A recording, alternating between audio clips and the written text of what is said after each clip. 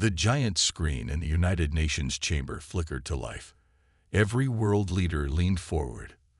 The room fell silent. On screen, a being with blue-gray skin and 4 eyes stared back. Its mouth didn't move, but everyone heard the voice in their heads. People of Earth, I am High Commander Zix Foran of the Galactic Council. Your planet has been noticed. We come to bring you into our protection. That was 3 days ago. Now Captain Lisa Miller stood in a makeshift meeting room at the UN building, her blue uniform crisp despite her lack of sleep. As the head of Earth's North American Space Defense Force, she hadn't expected to become humanity's representative. Yet here she was, preparing to meet aliens. They're landing, said General Frank Phillips, looking at his tablet. One ship, small, like they promised. Lisa nodded. Let's hope they keep their other promises too. The ship wasn't large, about the size of a passenger jet. It landed with barely a sound on the UN grounds. The world watched on screens as a door opened, and 3 figures emerged. The one in front was tall, at least 7 feet, with that same blue-gray skin they'd seen on the video. Behind it were 2 shorter beings with green scales and what looked like weapons at their sides. Lisa stepped forward as the delegation approached. High Commander Zix Foran, welcome to Earth. I am Captain Lisa Miller. The alien tilted its head. Captain, your planet's leaders send a military officer. Interesting choice. Just a precaution, Lisa said with a smile that didn't reach her eyes. Inside the meeting room, Lisa sat across from the aliens. Cameras broadcast everything to the world. The Galactic Council governs 27 species across 140 star systems, Zix Foran explained. We bring order and advancement to primitive worlds like yours. Lisa kept her face neutral.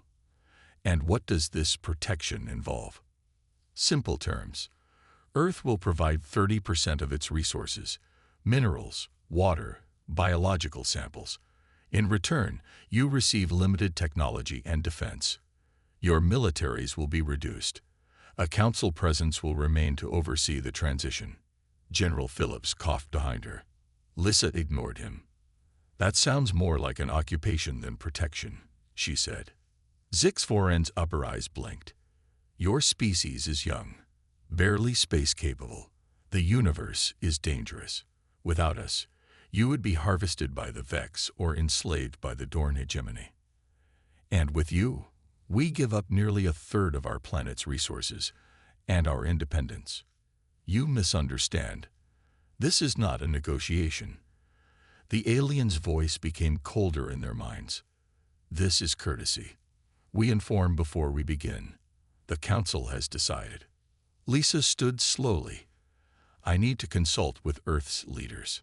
You have 30 Earth days to prepare your people and begin resource collection. After that, resistance will be met with pacification. After the aliens returned to their ship, Lisa joined the emergency meeting in the UN's secure bunker. Leaders from every major nation sat around a large table, faces grim. They see us as cave people with fancy toys, Lisa explained. They expect us to roll over. President Sam Edwards of the United States rubbed his temples. Options. Compliance buys time, said the Chinese premier. Perhaps we can negotiate better terms later. Or they strip our planet bare, said the Russian president. These are not friends. Lisa pulled up images from her meeting. Their technology is advanced, but they brought a small ship, minimal weapons. They don't expect resistance. In the corner, a quiet man in glasses finally spoke. Alan Garcia, chief engineer of the Global Defense Initiative, had been silent until now. We don't have to accept this, he said. Project Starshield isn't just theoretical anymore. The room went silent. Most people present didn't have clearance to know about Starshield. That's still experimental, General Phillips objected. So is alien invasion, Garcia replied. And there's more. Dr. Olivia Washington has made breakthroughs with the Arizona materials. President Edwards looked around the room. We need consensus, fight or surrender. Lisa thought about Zix Foran's condescending tone. the casual way he announced Earth's subjugation. "They expect sheep," she said. "Let's show them wolves instead." Around the table, heads began to nod. Earth would not go quietly. The underground facility beneath the Rocky Mountains buzzed with activity. 3 days had passed since Earth's leaders chose to fight back against the Galactic Council. Now Captain Lisa Miller followed Alan Garcia through security checkpoints into the heart of Project Safeguard. "We've kept this hidden for 60 years, Garcia explained as they entered a massive chamber, ever since the Arizona crash in 1967. Lisa's eyes widened. The chamber housed a strange metal disc about 30 feet across. It looked alien, with smooth curves and material that seemed to shift colors under the bright lights. "Is that part of the ship?" "Yes. The government didn't find aliens inside, just technology. We've been studying it ever since." Dr. Olivia Washington approached them. She was a short woman with curly hair tied back tightly and dark circles under her eyes. She hadn't slept much lately. "Captain Miller," she said, extending her hand. "I wish we were meeting under better circumstances. Dr. Washington has made the biggest breakthroughs in understanding the alien tech," Garcia explained. Olivia led them to her workstation. "The ship's power source creates a field that can disrupt energy weapons. We finally figured out how to replicate it on a larger scale." "How much larger?" Lisa asked. "City-sized, maybe bigger. It won't stop physical projectiles, but their energy weapons would be useless within the field." Colonel Steve Baker joined them. He was tall and lean, with a serious face and graying hair at his temples.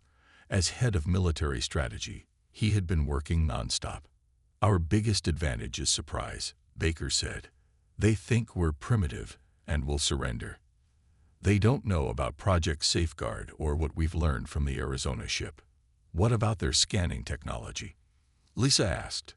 "Won't they detect our preparations?" Olivia shook her head. "We've developed shielding based on their own technology. As far as they can tell, we're just a bunch of scared humans running around." They moved to a large situation room where world leaders appeared on screens. President Edwards spoke first. "We have 27 days before their deadline. Every nation is contributing resources and personnel to our defense. China and Russia are moving their space-based weapons into position. Europe is handling communication security. Africa is coordinating ground defenses. This is a united Earth effort." Lisa studied the global defense plan on the main screen. "What about civilians?" "We're creating safe zones under the pretense of resource collection points," Baker explained. "The Council thinks we're gathering materials to hand over.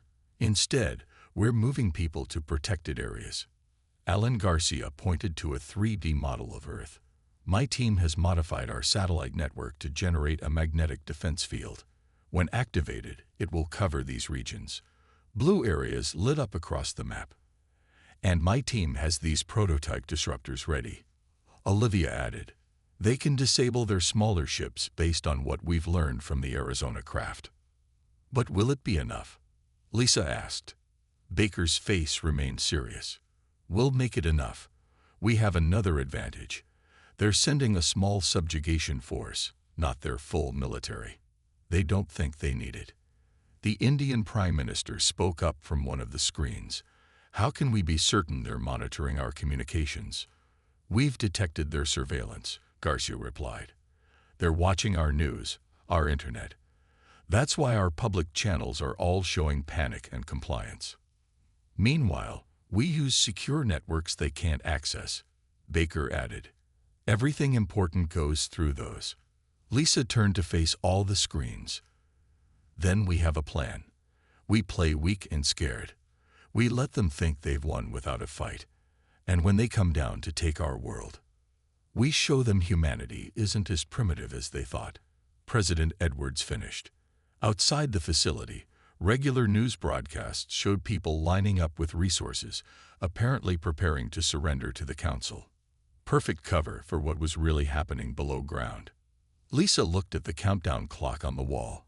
27 days to prepare Earth's biggest surprise attack.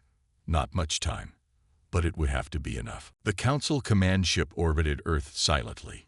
Inside, High Commander 6 stood at the main viewing window, 4 eyes blinking as he stared at the blue planet below. Behind him, Science Officer Krellnax approached with a datapad. The humans continue to gather resources as commanded, Krellnax reported. His skin was paler blue than the commander's, with thin ridges along his skull. They appear predictably submissive. As expected, 6 said. They recognized superior power and made the wise choice. General Draz joined them. Unlike the others, Draz had green scales and yellow eyes with vertical pupils. As the military leader of the Council forces, he seemed almost disappointed. I have prepared a small subjugation fleet, Draz said. 5 ships should be enough to oversee the resource collection. Only 5? Krellnax asked. The planet has billions of inhabitants. Draz made a dismissive gesture with his clawed hand. They have no space defenses worth mentioning. Their weapons are primitive. Their satellites are basic communication devices. 5 ships with standard weapons will easily control them. On the main screen, they watched feeds from Earth's news channels. People lined up with trucks full of water, minerals, and other resources. Government officials gave speeches about cooperation with the Galactic Council. Some humans protested, but police kept them away from collection points. They are behaving just like the Zentari did, 6 noted. Remember how quickly they fell in line. The Zentari were even more primitive, Draz replied. At least these humans have basic flight capabilities. They might make useful servants once properly trained. Krellnax scrolled through more data. Their internet shows mostly fear and resignation. Some talk of resistance, but no organized opposition. Their militaries appear to be standing down as ordered. Good. 6 turned from the window. Inform the Council that Earth will be fully integrated on schedule. Another success for our expansion. Meanwhile, in a secure room deep beneath Washington, D.C., Captain Lisa Miller prepared for her next mission. She would return to the Council ship as an envoy, supposedly to provide updates on Earth's resource collection efforts. Her real purpose was to gather intelligence. Colonel Baker reviewed her briefing one last time. Remember, they can monitor standard communications, so everything you say on their ship must match our cover story. I understand, Lisa said as a technician attached a small device behind her ear. This will record everything you see and hear, Dr. Washington explained. It's shielded against their detection methods. Just don't touch it while you're up there. President Edwards entered the room. Captain Miller, are you sure about this mission? It's extremely dangerous. It's necessary, sir, she replied. We need to know more about their capabilities before they bring down their subjugation fleet. The official story is that you're bringing progress reports on our compliance, Baker added. You'll have legitimate data to share, the same misinformation we've been feeding them. Lisa nodded, and while I'm playing the obedient envoy, I'll learn whatever I can about their defenses. Our preparations are on schedule, Dr. Washington said. The magnetic defense system is nearly ready. My team has produced enough disruptors to target their expected ships. And the Arizona technology? Lisa asked. We've integrated it into our defense grid. It's untested against their actual weapons, but theory suggests it will work. Baker looked at the clock. The aliens expect you in 2 hours. A shuttle will take you to the meeting point. Remember, you're representing a defeated Earth. Act accordingly. Lisa straightened her uniform. I'll give an award-winning performance. As she left for the shuttle pad, Alan Garcia caught up with her in the hallway. I have something else for you, he said quietly, pressing a small object into her palm. Emergency measure only. It emits a signal that should temporarily disrupt their ship systems if you need a quick escape. Lisa slipped it into her pocket. Thank you. On the council ship, General Draz prepared a welcome for the human envoy. Let's remind this Captain Miller who's in charge, he told his officers. The sooner these humans accept their place, the better. The day of reckoning arrived. 29 days after the Council's ultimatum, their subjugation fleet entered Earth's atmosphere. 5 large ships, each the size of a football stadium, descended slowly through the clouds. They positioned themselves above major cities: New York, Beijing, Moscow, London, and Tokyo. On the Council command ship still orbiting Earth, Captain Lisa Miller stood beside High Commander Zix Foran, watching the deployment on the main screen. "Your people have been wise to comply," Zix Foran said. "The transition will be smoother this way." Lisa nodded meekly, playing her role perfectly.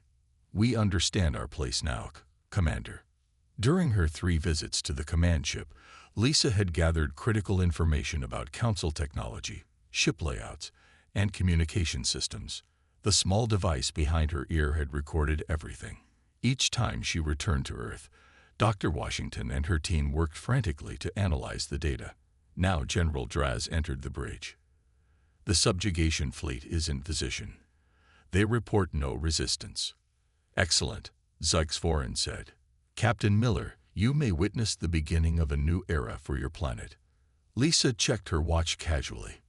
"What happens next?" "The ships will establish control centers in each city. Your leaders will be replaced with council governors.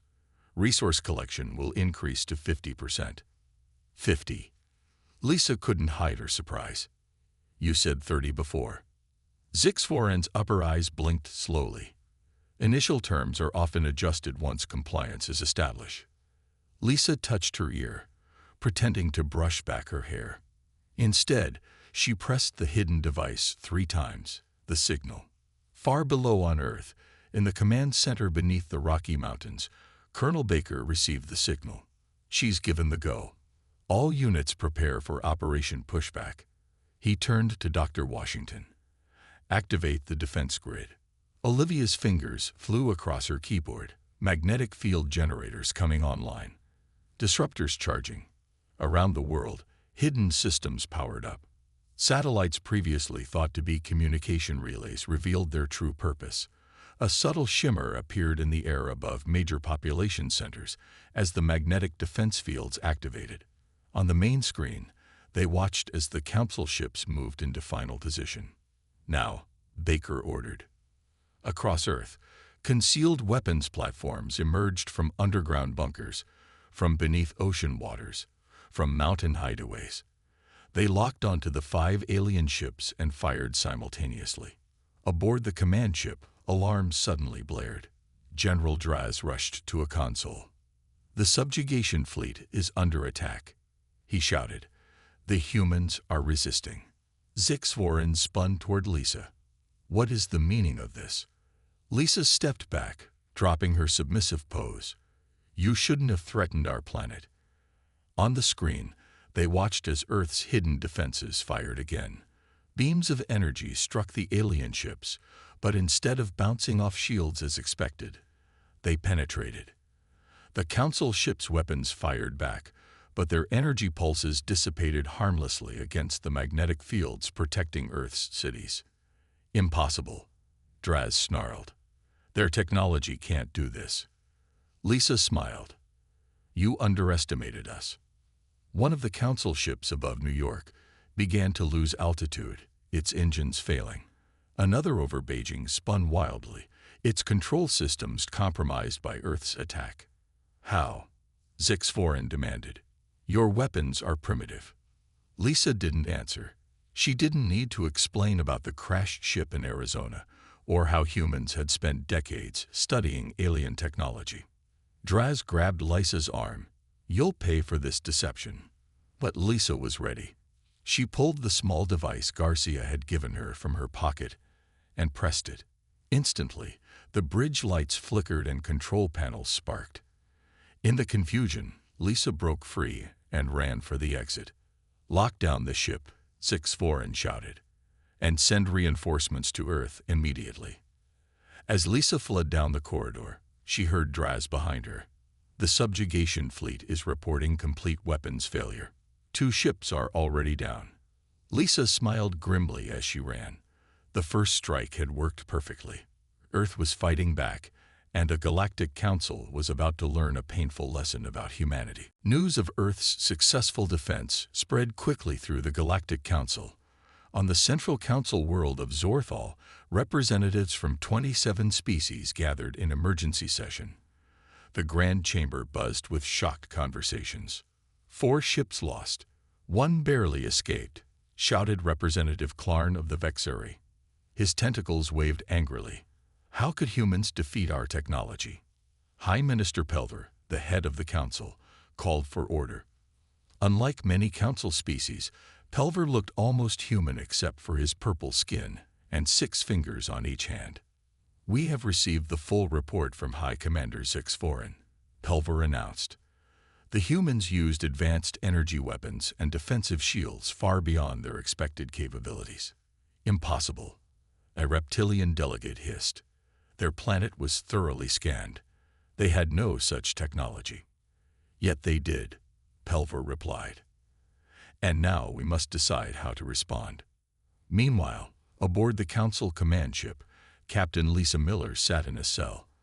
After her escape attempt, she had been caught and imprisoned. Now General Draz stood outside her cell, yellow eyes burning with anger. Your deception was clever, human, he said, but ultimately pointless. The Council will send hundreds of ships next time. Lisa remained calm. Why? Because we refused to be conquered. We offered no threat to your Council until you threatened us. You were meant to submit, like all primitive species, Draz snapped. Now you will suffer.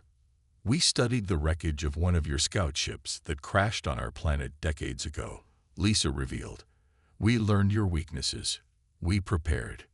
Draz's scales flared in surprise. A scout ship? When? 1967. Arizona. We kept it secret. Your people never knew we had it. Draz stormed away. Lisa smiled. She had planted the seed of doubt she needed to. On Earth, celebrations were tempered by preparation for the Council's response. In the underground command center, Colonel Baker addressed world leaders. We've won the first battle, but not the war, he warned. 4 enemy ships destroyed. 1 escaped. We should expect a much larger force soon. President Edwards nodded. How long do we have? Based on Captain Miller's intelligence, 3 weeks at most before reinforcements arrive, Baker answered. The nearest Council fleet station is at Alpha Centauri. Dr. Washington looked troubled. Our defenses work this time, but they'll adapt. We need more. What about Captain Miller? Asked the British Prime Minister. Can we rescue her? Alan Garcia stepped forward. The device I gave her is still transmitting. She's alive on the command ship, but a rescue would be difficult. We need her intelligence, Baker said, and we don't leave our people behind. Back on Zorthal, the Council debate grew heated. Representative Mira of the Altarians, a species known for diplomacy, spoke up. Perhaps we should reconsider our approach to Earth, she suggested. If they have advanced technology, forcing them into submission may be costly. Weakness, shouted Clarn. Send the Armada. Crush them completely. The humans captured one of our scout ships, High Commander Zixforan reported. They reverse-engineered our technology. Silence fell across the chamber. How is this possible? Pelver asked. Their civilization is barely spacefaring. Never underestimate desperate species, said Representative Trelzar. Unlike the others, he seemed almost impressed. They achieved in decades what took others centuries. Zixforan faced the Council. I take responsibility for this failure. I underestimated them. But I will correct this error with overwhelming force. Pelver considered this. Very well. You will lead the response fleet. Take 100 ships. On the command ship, Lisa examined her cell carefully. The Council had taken her devices, but not everything. Behind her ear, the recording device was still there, and she had noticed something interesting. One of the guards, named Trelzar, seemed different from the others. He had looked at her not with contempt, but with curiosity. When he brought her food, she spoke quietly. Your Council made a mistake attacking Earth. He paused. Perhaps not the only mistake the Council has made. Lisa studied him. Was it possible? Could there be allies among the Council species? 5 days passed. On the Council command ship, Lisa sat on the floor of her cell, eyes closed. She appeared to be resting, but her mind worked constantly. Each day, the guard named Trelzar brought her food. Each day, they spoke briefly. She learned he was not just a guard, but an officer from one of the newer Council species. Today, when he arrived, he looked around carefully before speaking. "The reinforcement fleet has been ordered," he said quietly. 100 ships. They will arrive in 15 days. Lisa opened her eyes. "Why tell me this?" "Not all Council species agree with how Earth is being treated," Trelzar replied. "My people, the Calderans, were also forced to join the Council 50 years ago.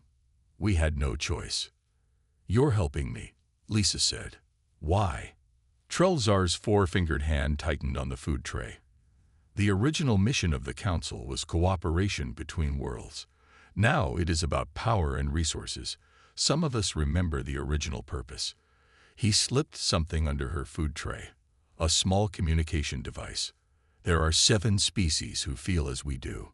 We have been waiting for a chance to change things." Lisa took the device carefully. "A rebellion within the Council." "A reform," he corrected. "Earth's resistance has created an opportunity. The Council is divided over how to respond. If Earth continues to fight successfully, more will question the leadership." After Trelzar left, Lisa activated the device. It projected a small map of the ship and a blinking dot. "An escape route," she whispered. On Earth, Colonel Baker stood before a wall of screens showing damaged alien ships being studied in secure facilities around the world. "We've learned more in 5 days than in 50 years with the Arizona wreck," Dr. Washington reported. "Their weapons technology, shield systems, even their faster-than-light drives. Can we replicate any of it in time?" Baker asked. "Some, yes. Alan's team has already upgraded our defensive shields based on their design. My team is modifying their weapon systems to work with our power sources." President Edwards joined them. "We received a weak transmission from Captain Miller's tracking device. She's alive, but still captive. Any rescue plans?" Baker shook his head. "Not yet. Their command ship is heavily defended, and we can't reach orbit without being detected." Alan Garcia entered with excitement on his face. "We might not need to reach orbit. The Arizona ship's drive system, we've got it working. Small scale, but enough for a stealth craft." "A rescue mission?" Baker asked. "Possibly. But more importantly, Captain Miller's device just sent new data. Details about the reinforcement fleet. 100 ships coming in 15 days. The room went silent. "We can't fight that many," the British Prime Minister said from one of the screens. "Not directly," Baker agreed. "But Captain Miller's data includes their formation plans and communication protocols. We might have another option." Back on the Council ship, Lisa waited for the right moment. Trelzar had told her when the guard shifts change and when security systems were briefly reset. Tonight was her chance. When the cell lights dimmed, she pressed the hidden device. The door lock clicked. Lisa slipped out quietly, following the escape route on the small projection. She moved through empty corridors, hiding whenever the map showed approaching guards. Finally, she reached a small hangar bay. Trelzar waited beside a shuttle. "This is programmed to reach Earth on autopilot," he explained quickly. "It's shielded against detection." "Come with me," Lisa urged. "Earth would welcome an ally." Trelzar hesitated. "I'm more valuable here, coordinating with the other reform-minded species." He handed her a data crystal. "This contains everything: fleet positions, weapon capabilities, and most importantly, the names of Council species who would support peaceful relations with Earth." Alarms suddenly sounded. "They've discovered your escape," Trelzar said. "Go now." Lisa boarded the shuttle. As the door closed, she saw Trelzar pull out his weapon and fire at the wall, creating evidence that she had overpowered him. The shuttle launched, slipping away from the command ship as security forces rushed into the hangar. Lisa clutched the data crystal. It wasn't just her escape that mattered now. It was the possibility of allies among the stars. The shuttle accelerated toward Earth, carrying hope with it. The day of the final battle arrived. Earth's skies darkened as 100 council ships appeared in formation. They blocked the sun like metal clouds, casting shadows over cities below. This time, the council had not come with demands. They had come to destroy. In the command center beneath the Rocky Mountains, Captain Lisa Miller stood with Earth's defense leaders. After her escape 2 weeks ago, she had worked non-stop with Dr. Washington and Alan Garcia to prepare for this moment. "The Council fleet is taking position," Colonel Baker announced, watching the main screen. "Their weapons are charging. Are our defenses ready?" President Edwards asked. Lisa nodded. "The magnetic shields are at full strength over all major cities. Our new weapons are deployed. And our allies are in position." The allies she spoke of weren't just Earth forces. Using the data crystal from Trelzar, Earth had made contact with the 7 reform-minded council species. They had coordinated a bold plan. Earth would fight the main fleet while rebel council ships attacked key council worlds. High Commander Zixvoren's face appeared on the main screen. "People of Earth, your resistance ends today. Surrender now or be destroyed." President Edwards stepped forward. "We will not surrender our world. We offered no threat to the Council until you threatened us. Even now, we would accept peace between equals." "There are no equals," Zixvoren snapped. "Only the Council and those who serve it." The transmission ended. Seconds later, the Council fleet fired on Earth's cities. Massive energy beams struck the magnetic shields. The shields held, but sensors showed they were weakening. "Return fire," Baker ordered. Earth's hidden defense platforms revealed themselves. New weapons, enhanced with alien technology, fired back at the Council ships. Several alien vessels took direct hits, their shields failing under weapons they hadn't expected humans to possess. On the Council command ship, Zixvoren watched in disbelief. "How are they damaging our ships? Their weapons should be inferior." General Draz checked the battle reports. "They've adapted our own technology against us. 10 ships already heavily damaged." "Continue the attack," Zixvoren ordered. "They cannot sustain this defense." What Zixvoren didn't know was that far away on 7 council worlds, rebellions had begun. Led by Trelzar's people, the Calderans, ships loyal to the reform movement attacked council installations. The council's communication network was in chaos. On Earth, the battle grew more intense. 20 council ships had been disabled, but Earth's defenses were weakening. In Washington, D.C., the shield failed completely. A council ship moved into position to destroy the city. "D.C. shield is down," Baker shouted. "We can't restore it in time." Lisa grabbed a communication device. "Deploy Eagle Squadron now." From a hidden base in the mountains, 12 small fighter craft launched. They looked like Earth jets but contained alien drive systems. Alan Garcia had worked day and night to build them using the Arizona ship's technology. The Eagle Squadron reached Washington in minutes. They surrounded the council ship and fired their new weapons directly at its engine systems. The massive alien vessel shuddered, then lost power. It began to fall. "Tractor beams," Lisa ordered. Another Earth innovation based on alien tech locked onto the disabled council ship, guiding it away from the city to crash safely in the Potomac River. On the council command ship, an officer rushed to Zixvoren. "High Commander, we're receiving reports of attacks on council worlds. Calder, Zentari Prime, Alteris, all reporting rebel forces." "Impossible." Zixvoren turned to Draz. "How many ships have we lost?" 38 disabled, 17 destroyed. The humans keep adapting to our attacks." For the first time, uncertainty showed in Zixvoren's 4 eyes. This was supposed to be simple. A primitive world. A massive explosion rocked the command ship. On screen, they watched as Earth forces, led by Eagle Squadron, broke through their defensive line. "High Commander," Draz said quietly, "we should consider a tactical retreat." Zixvorin stared at the battle screen in disbelief. The mighty Council fleet was losing to a planet that didn't even have proper space travel 3 months ago. "Send the signal," he finally ordered. "All ships, withdraw." 6 months after the Battle of Earth, the Grand Chamber of the Galactic Council looked very different. The raised platform where only senior council members once sat was gone. Now all representatives sat in a circle as equals, and among them, wearing the formal blue uniform of Earth's Space Defense Force, sat Captain Lisa Miller. "The trade agreement between Earth and Calder is approved," announced High Minister Pelver, who had kept his position after agreeing to council reforms. His purple skin had more wrinkles now, the stress of recent months showing clearly. Lisa made notes on her datapad.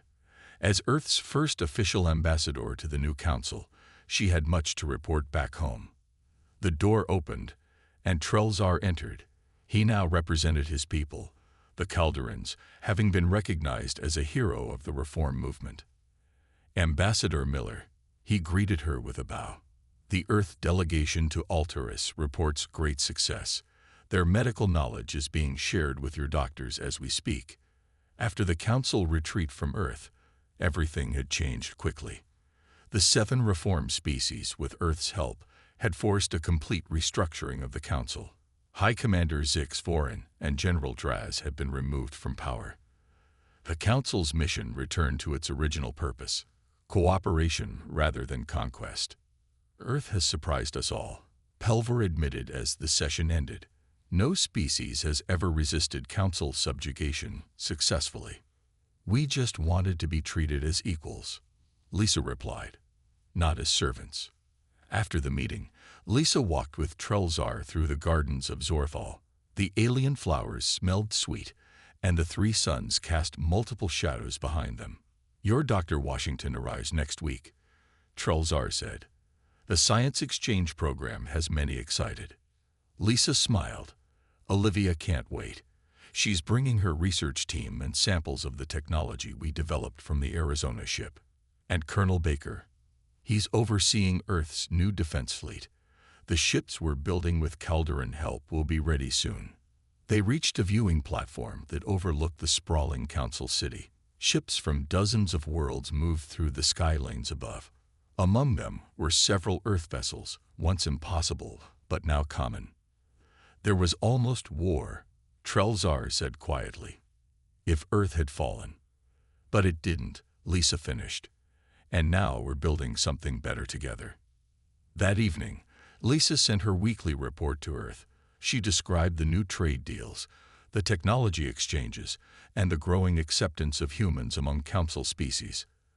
Earth was no longer seen as primitive, but as innovative and determined. President Edwards responded with news from home.